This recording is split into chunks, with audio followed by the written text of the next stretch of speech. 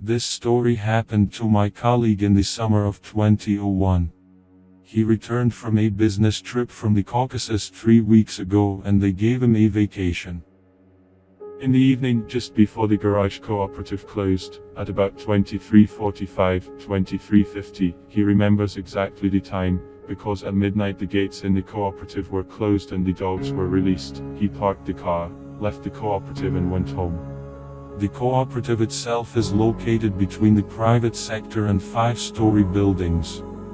To reach Shilov Street, where there are 5-story buildings, you must first walk along the road through a vacant lot about 200 meters. The road is paved and lit. On the one hand, there is actually a wasteland, and on the other, the wall of the cooperative stretches for about 100 meters, and then there are single-story barracks and private houses. The road is lined with poplars all along, and where it is closer to the barracks, behind the poplars, everything was dug up. The city either pulled sewer pipes, or something else, I don't remember now. The fact that the ground was dug with trenches. My friend walked a few dozen meters from the gate. As he said, it was dark. There was only a lighted background from the gate of the cooperative in the back. He heard footsteps behind him and turned around, saw a man following him. The distance between is about 24 steps. The friend turned away and goes on. Then he hears the footsteps are closer and more frequent. Apparently the man added to the move. At the same time, you can hear that he is muttering something under his breath unintelligibly. The acquaintance has walked a few more steps and hears that the muttering is already very close behind, and the nature of these steps has changed. It has become more frequent or something.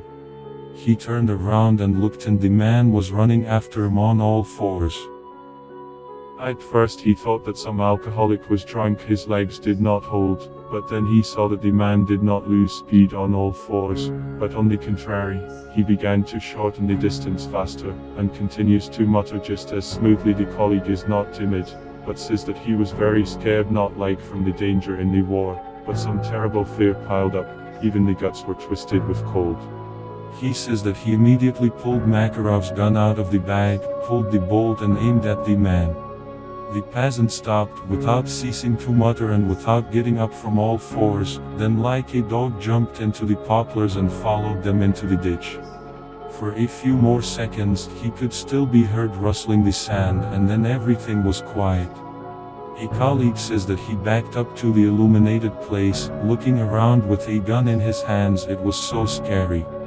I created the channel quite recently. Please write in the comments what I need to change in the video.